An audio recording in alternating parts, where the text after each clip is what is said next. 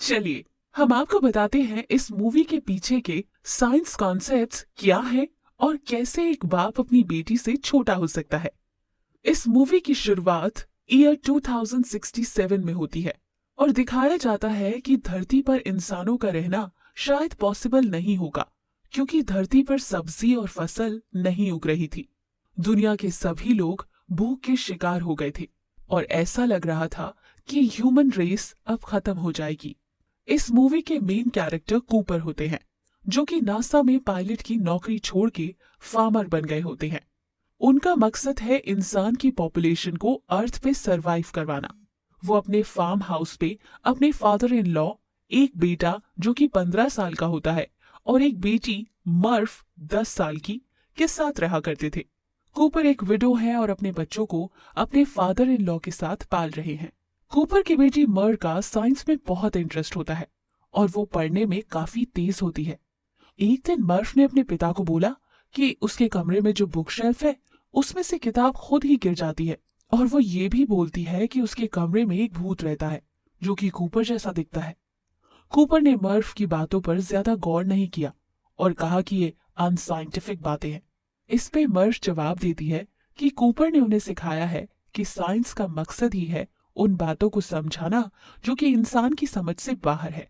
इस बात पर कूपर अपनी बेटी से कहते हैं कि फिर वो डरने की बजाय अपने रूम में सब चीजें ऑब्जर्व करें और रिकॉर्ड करें, ताकि उसे समझ आए कि क्या हो रहा है। कूपर एक दिन अपने बच्चों को लेकर बास्केटबॉल मैच देखने जाता है कि तभी अचानक वहां एक अलार्म बजता है कि डस्ट स्टॉर्म आ रहा है, जो कि अर्थ में अब बहुत कॉमन हो गया था। इस अलार्म की वजह से मैच रुक जाता है और सब लोग मास्क और प्रोटेक्टिव गॉगल्स पहनकर घर चले जाते हैं। कूपर जब घर आता है तो देखता है कि उसका पूरा घर धूल मिट्टी से भरा पड़ा था। कूपर जब मर्फ के रूम में जाता है तो वहां देखते हैं कि वहां डस्ट से जमीन पर एक लाइन का पैटर्न बना हुआ था। ये देखकर कूपर हैरान हो गया था। मर्फ उन्हें बताती है कि उसके कमरे में भूत उससे बात करना चाहता है, लेकिन कूपर ये मानने को बिल्कुल तैयार नहीं था। लेकिन वो उन लाइंस के पैटर्न को डिकोड करने लग गया और उसने नोटिस किया कि वो लाइन दो तरह की थी, एक मोटी और एक पतली लाइन। फिर कूपर सोचने लगा कि कंप्यूटर की भाषा में सिर्फ दो चीजों का यूज किया जाता है, और उनके दिमाग में आया बाइनरी कोड, जिसमें सिर्फ एक और जीरो का यूज किया जाता है। कूपर को यह तो समझ आ गया कि मैसेज बाइनरी कोड में है, पर वो वहां कैसे आया। कूपर वो कोड डिकोड करने लगा और उसे समझ आ गया कि वो कोड किसी लोकेशन की तरफ पॉइंट कर रहा था, जिसके कोऑर्डिनेट्स उसे मिल गए थे। कूपर अपनी बेटी मर्फ को लेकर उस लोकेशन पर पहुंच गया जहां उन्हें सिक्योरिटी ने पकड़ लिया। वहां उन्हें एक लड़की एमिली मिलती है, जो खुद एक साइंटिस्ट थी। एमिली कूपर और उनकी बेटी को एक रूम में लेकर आती है जहां कुछ लोग बैठे हुए थे। उनमें से एक नासा के प्रोफेसर जॉन ब्रांड भी होते हैं, जिन्हें कूपर पहले से जानता है। प्रोफेसर ब्रांड एमिली के पिता होते हैं और अब वो सब ये जानना चाहते थे कि आखिर कूपर को ये लोकेशन मिली कैसे, क्योंकि वो एक बहुत ही सीक्रेट लोकेशन होती है। इस वक्त कूपर बहुत ही डरा हुआ है और वो प्रोफेसर ब्रांड को बोलता है कि उसे और उसकी बेटी को सही सलामत घर जाने दिया जाए। इस पर प्रोफेसर ब्रांड को हैरानी हुई कि कूपर को अभी तक समझ नहीं आया कि वो यहाँ क्या काम करते हैं। कूपर को यह पता था कि नासा 10 साल पहले बंद हो गया था। प्रोफेसर ब्रांड उन्हें बताते हैं कि नासा कभी बंद नहीं हुआ था, बल्कि नासा खुफिया तरीके से काम कर रहा है, ताकि लोगों को ऐसा ना लगे कि भूखमरी के समय में नासा अपने स्पेस प्रोजेक्ट्स लॉन्च कर रहा है। पर नासा का एम ये होता है कि इंसानों की सिविलाइजेशन को किसी और प्लैनेट पर ले जाए ताकि वो सबको बचा सके। प्रोफेसर ब्रांड अब कूपर को बताते हैं कि धरती पर रहना अब नामुमकिन है, क्योंकि धरती का एनवायरनमेंट चेंज हो रहा है और यहाँ तक कि ऑक्सीजन भी खत्म हो रहा है। प्रोफेसर ब्रांड कूपर को बताते हैं कि नासा का एक स्पेसशिप एंड्योरेंस ऑलरेडी स्पेस में है और नासा के पास कुछ व्हीकल्स भी हैं जो वहां तक पहुंच सकती हैं। फिर प्रोफेसर ब्रांड बताते हैं कि सैटर्न के पास बहुत साल पहले एक वार्म होल बनाया गया था जो कि दूसरी गैलेक्सी से कनेक्ट हो रहा था। ये सुनने में बहुत ही डिफिकल्ट कॉन्सेप्ट लग रहा है, पर यह है एक बहुत ही सिंपल चीज। हमारी गैलेक्सी मिल्की वे, जिसमें बहुत ही स्टार्स, प्लैनेट्स, मून्स एक्सेट्रा हैं, लेकिन इस यूनिवर्स में कई और ऐसी गैलेक्सीज हो सकती है। लेकिन मिल्की वे से किसी और गैलेक्सी का सफर किसी स्पेसशिप में तय करना मुमकिन नहीं है, क्योंकि उसमें बहुत साल लग जाएंगे। तो आप समझिए कि वॉर्म होल एक गैलेक्सी को दूसरी गैलेक्सी से कनेक्ट कर देता है, जैसे कि एक शॉर्टकट, और कुछ ही टाइम में एक इंसान मिल्की वे से दूसरी गैलेक्सी में जा सकता है। इनफैक्ट वॉर्म होल के थ्रू टाइम ट्रैवल भी किया जा सकता है। प्रोफेसर ब्रांड की टीम ने इस वॉर्म होल से 12 एस्ट्रोनॉट्स भेजे होते हैं दूसरी गैलेक्सी में, 12 प्लैनेट्स पर, ताकि वो चेक कर सके कि उन प्लैनेट्स में इंसान रह सकते हैं या नहीं।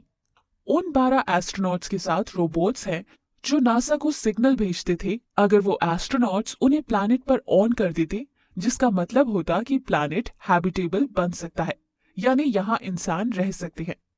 नासा के पास अब तक 3 प्लैनेट्स के सिग्नल आ गए थे और वो अब एक टीम बना रहे थे जो इस वॉर्म होल के थ्रू उन 3 प्लैनेट्स पर जाके एनवायरनमेंट को चेक करते। प्रोफेसर ब्रांड के पास इसके 2 प्लान थे जो वो एग्जीक्यूट कर सकते थे, प्लान ए और प्लान बी।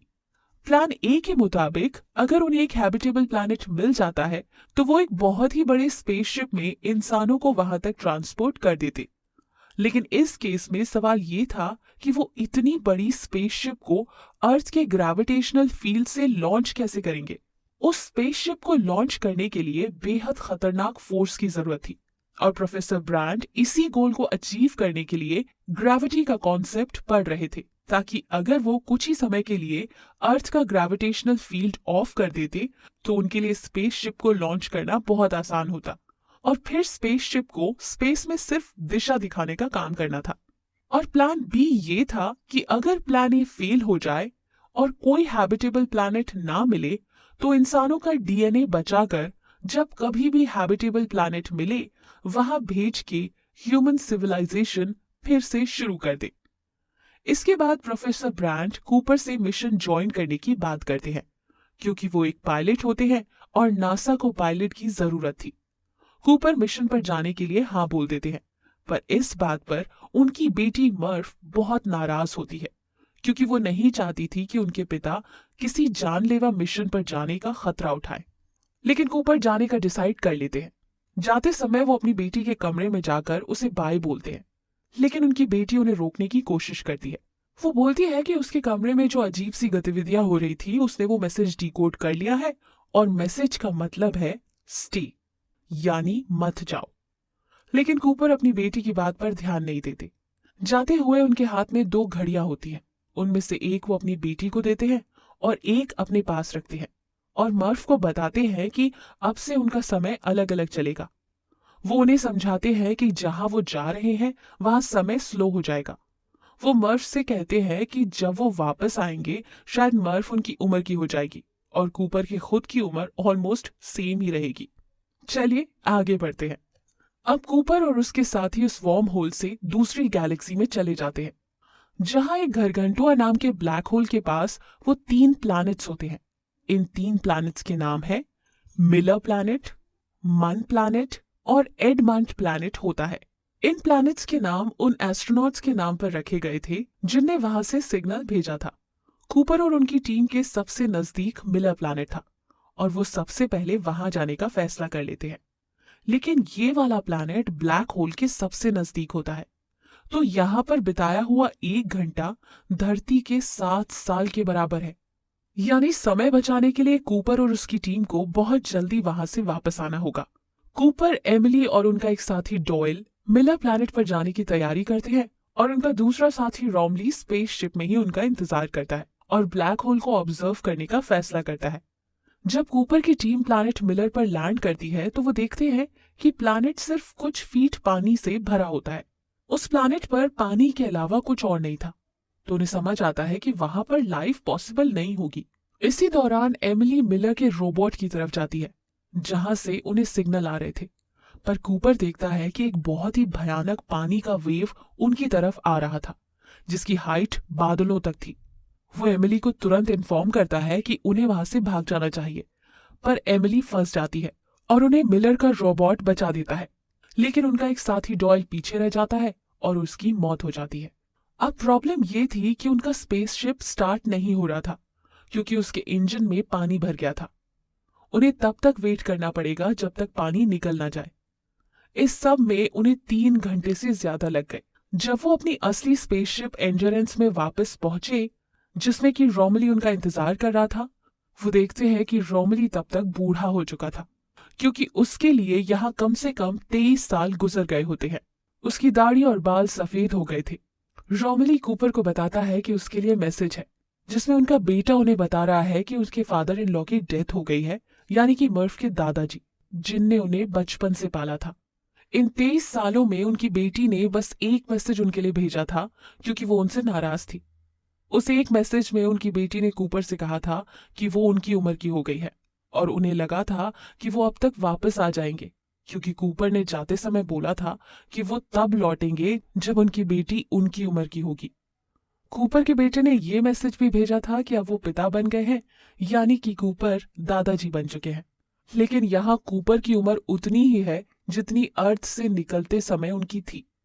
इन मैसेजेस से ये भी पता चला कि मर्फ यानी कूपर की बेटी अब नासा की साइंटिस्ट है और प्रोफेसर ब्रायन के साथ काम कर रही है। अब कूपर और उनकी टीम को नेक्स्ट 2 प्लैनेट्स पर जाना था, लेकिन उनके पास फ्यूल कम था, जिसकी वजह से वो सिर्फ एक प्लैनेट चूज कर सकते थे।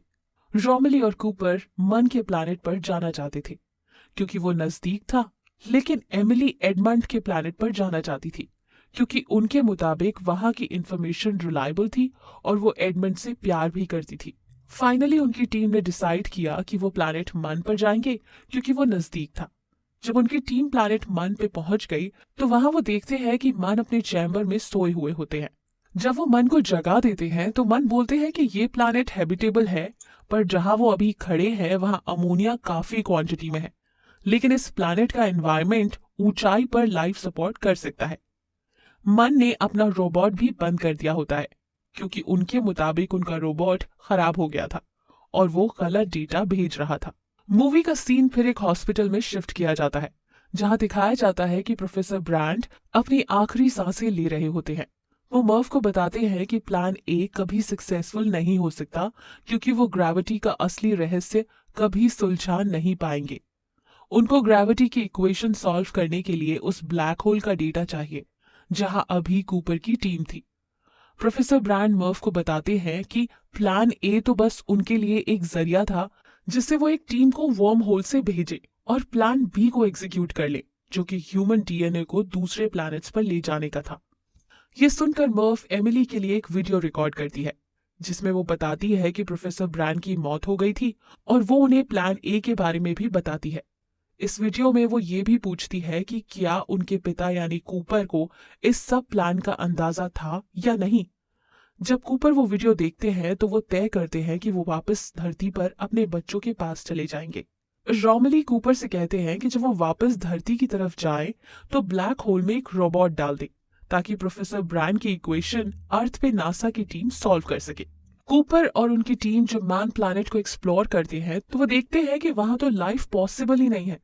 इस सब से उन्हें समझ आता है कि मन ने उन्हें धोखा दिया था।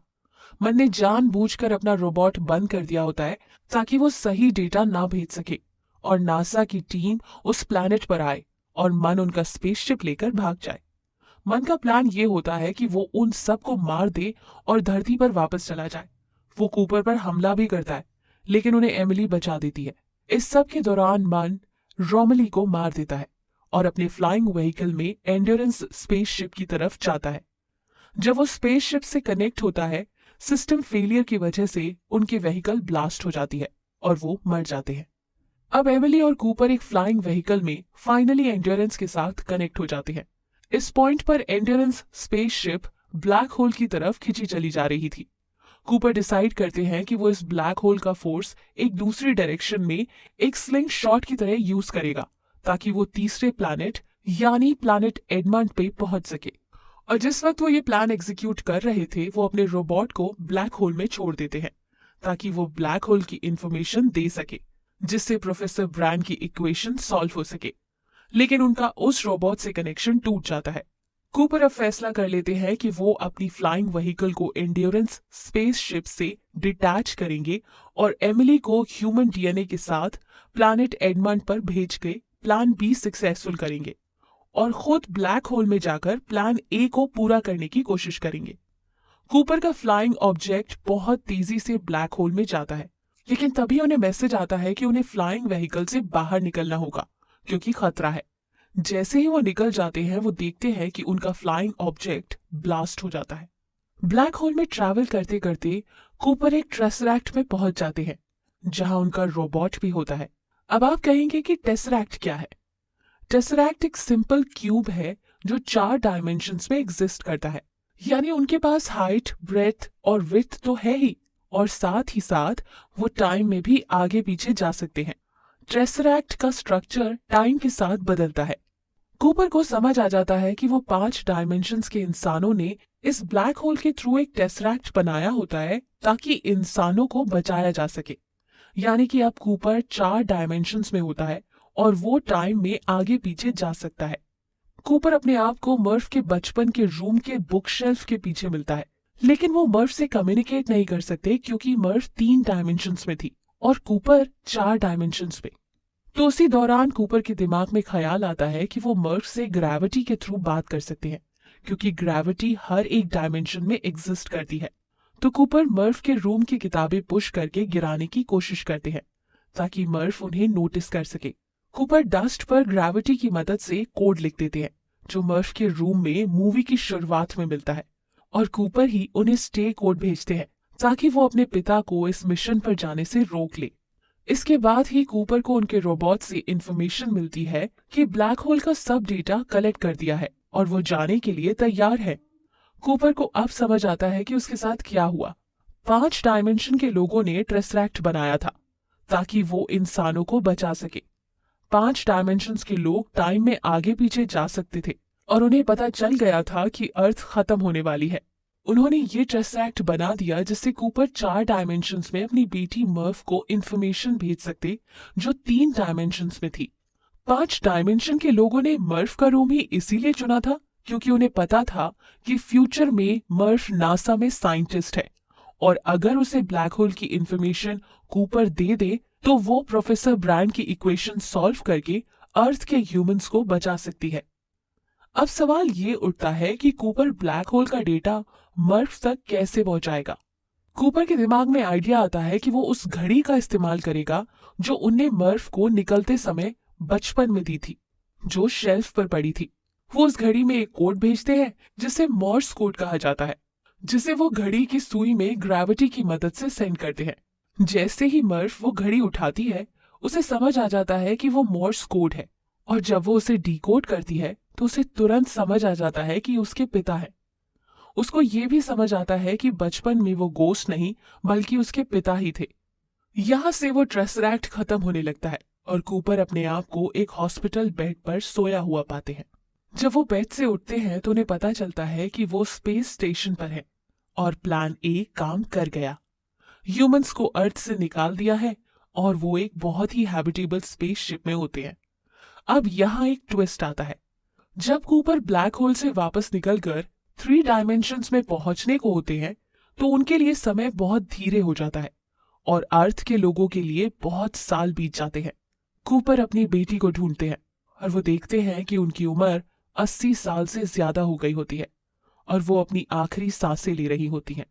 लेकिन कूपर की उम्र अभी सेम ही थी। मर्फ उन्हें बताती है कि उन्हें एमिली के पास प्लैनेट एडमंड पर जाना चाहिए क्योंकि मर्फ का ध्यान रखने के लिए उनका परिवार है। मूवी के एंड में दिखाया जाता है कि एमिली अपना हेलमेट पहनकर एडमंड पर निकाल देती है, जिसका मतलब है कि वो प्लैनेट इंसानों के लिए रहने लायक था। कूपर अपनी स्पेसशिप में प्लैनेट एडमंड के लिए निकल जाता है और वहां दिखाया जाता है कि एमिली ने एडमंड को दफना दिया होता है और प्लान बी की तैयारी कर रही होती है। इस सब से ये पता चलता है कि 5 डायमेंशंस के लोग 3 डायमेंशंस के लोगों को बचाने के लिए एक टेसरैक्ट बनाते हैं और कम्युनिकेट करने का तरीका बस ग्रेविटी था। उन्हें टाइम ट्रैवल की वजह से पता होता है कि अर्थ के इंसान खत्म हो जाएंगे अगर वो मदद ना करें।